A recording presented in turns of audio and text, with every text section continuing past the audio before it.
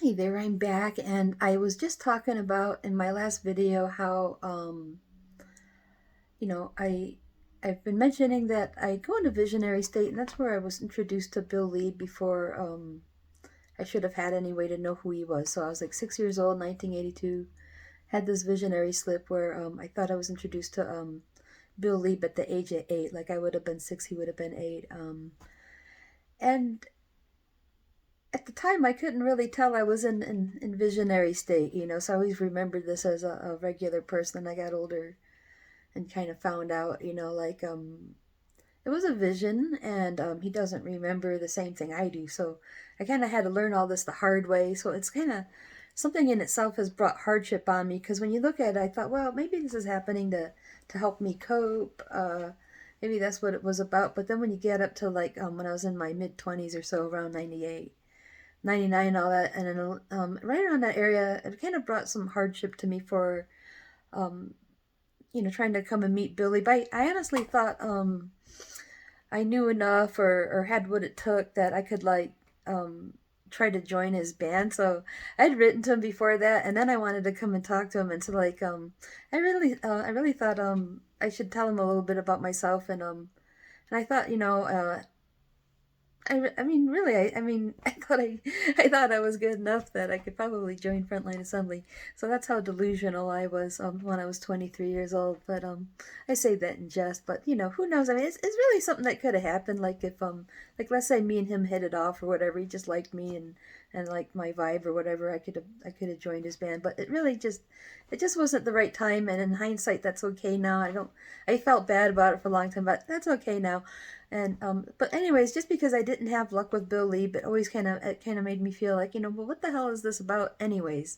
So I've had to spend time trying to sort this out. So it's just as hard for me to understand it as it is for anyone else, and even hard to explain it for that matter. But some of the things that I think could have brought it on. Now I'm gonna take you back to this picture again. Oh, I don't know, 2 or 3 years old. Now I'm sitting there crying, and the reason I'm crying, okay, is because I got caught getting into my dad's music collection.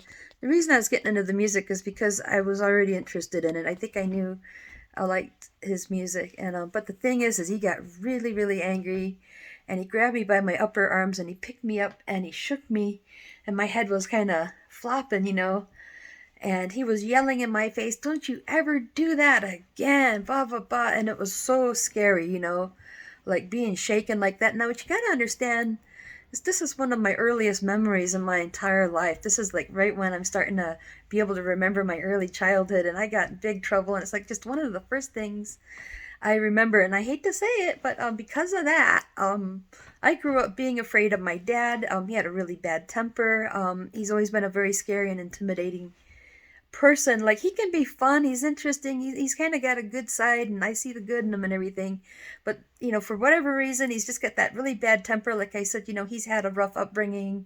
Who knows, maybe he has some people have a mental condition where they can't control their temper and they can't help it, or whatever. Because I mean, sometimes, like I was saying, sometimes you love people that can't love you back in the way that you would hope. So now I'm going to show you this picture again. This is back in Port Huron. This is how I remember my dad growing up. Is, see, he's always putting on another record.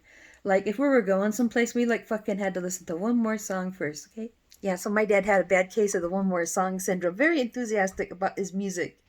And I really loved seeing, like hearing about Bill Leeb, for example, like when he was younger, back around the same time, he had two turntables. And so I've seen, so now the difference between my dad and Bill Leeb is my dad would never get those big punk haircuts and stuff. Like he's not that kind of punk. He's more of a short hair punk, I guess. The kind of punk that looks like he's still trying to get a job. And but that's something that I loved. That's why I was just thinking so much, when I was listening to like Kevin Key and Bill Leeb talking on their podcast, that who knows, maybe those guys would have made friends if they were in the same city. They had a similar thing at our house. We had a bunch of people coming over listening to this music, and so it was really heartbreaking when we moved to Florida, because we had to leave all that behind, and so it seemed like we didn't have no friends anymore, so uh so we didn't have no friends no more. And so that's why, when I started having these visions about Bill Leeb or whatever, I remembered it so much because like it was like the first time I really made friends outside of my, being in my family. So I really remembered it for that reason. But when I talk about like getting in trouble with my dad and being shaken, I also hit my head. Like I remember around the age of 5, I hit my head really hard, and so I don't know if I've given myself a concussion, but I've been hitting the head really hard by getting smacked. And there's been a time or two I've had small accidents hitting my head, but I've never been knocked out unconscious. But I know I've been hitting the head hard enough that I've seen the white light, and I've heard that pang in my ears, and so I could have brain damage. I could have like so sometimes when people have malfunctioning equipment, like there's also a type of epilepsy that I've heard of that could be happening. If your brain flicks off and on, it could put you in visionary state, and then when you go into visionary state, sometimes you do see prophetic information. In my case, it's partially prophetic, and so I could have some brain damage, and I could have some type of post-traumatic stress issue. So I'm not diagnosed with any of this stuff, so I can only speculate. So but again, just to share, my father's.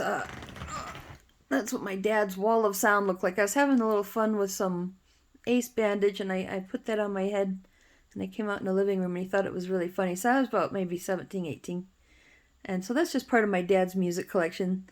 And then when I was in high school, I just thought for fun I'd share this picture with you guys. This was like the first time I really made friends with somebody that knew about like our music. Like she saw me wearing a skinny puppy shirt, and I got a psychic cross on my shirt. See that? And my necklace.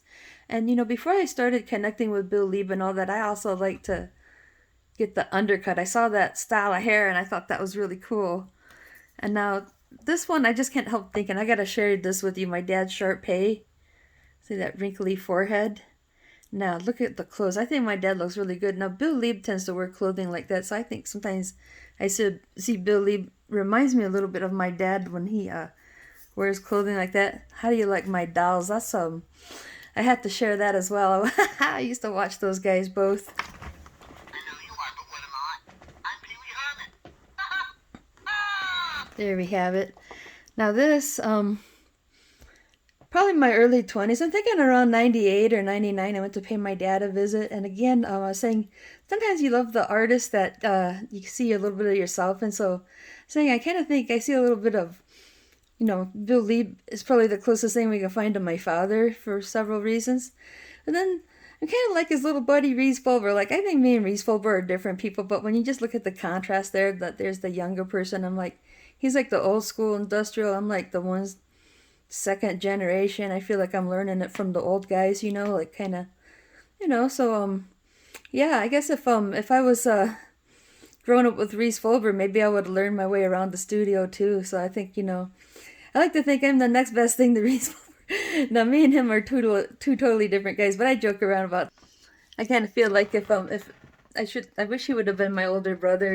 Maybe we're different people. Like I kind of think So I'm kind of telling you like a little bit about the stuff that happened to me because I think I'm a little dingy, and I kind of lose track when I'm talking, and I really struggle to kind of put together my program. But I have all these ideas I want to get out, and I feel like I'm trying to hurry up before I run out of time.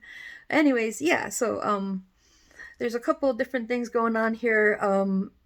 I could have a mental condition that's causing me to have things like some of the stuff I'm talking about sounds a little bit like psychosis or schizophrenia, but my condition isn't so bad that I need to go into any kind of medical program. So it's just been enough to be it's been kind of a problem, but not a big problem. So that's why it's kind of fun to like reflect on it and sort it out and understand why this is happening, and like what does it mean. Maybe I have some old issues with brain damage. Maybe I have old issues with psychology I need to work out. But in the long run, like it's kind of funny when I think about how this is the person who's presented to me my visions, and I can kind of see certain parallels, with this artist, and I like his taste in music, and I kind of agree with a lot of the choices he's made as an artist, and I think it's interesting, kind of like my father, that Bill Leeb, he does like to hang out with younger people, and similar to me. I don't care how old you are, if you're 80 years old or As long as you're legal age to sit around and smoke a bowl with me, it's okay. But whatever your age doesn't matter to me. The friendships I have with people depends on what I have to share. So like anyways, part of the reason I make these videos and share about my life is like if we have enough to share, my friendship, I could, who knows, maybe I'll make new friends on here. I think it's great to use this as a way to share my life and to meet people who maybe they feel the same, they have similar would you say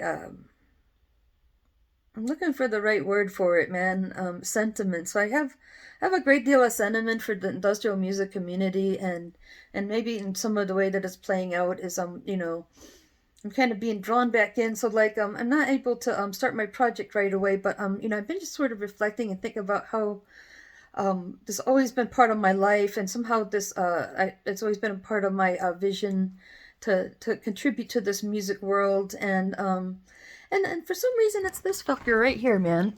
Do why does it got to be you? So I kept this picture because I think this is Bill Leeb, man. When I think of Bill Leeb, this is fucking how I see him, dude.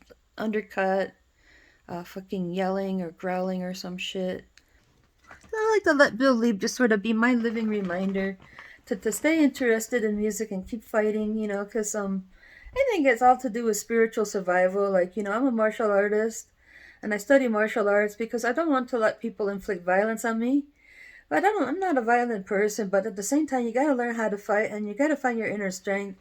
Even if you never get to, like, have any good street fights, that's fine.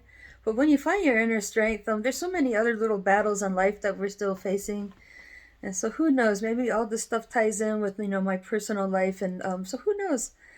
Uh, it kind of also reflects back on Bill Leeb to some extent. Like maybe that he has a good message. That he's a special person, and what makes him special is how much he has a passion for the arts and he cares about it so much, and he's put in so much work. He's an unusually prolific artist, and so yeah, he is an artist. Is definitely a special artist, and so yeah, I like to just let all of this come back and be a reminder to me to keep my heart in music and to share that with other people that I'm part of your community. I'm just kind of tucked away in Montana somewhere, but you can still connect with me here and get to know me and keep in touch. And we'll talk to you soon.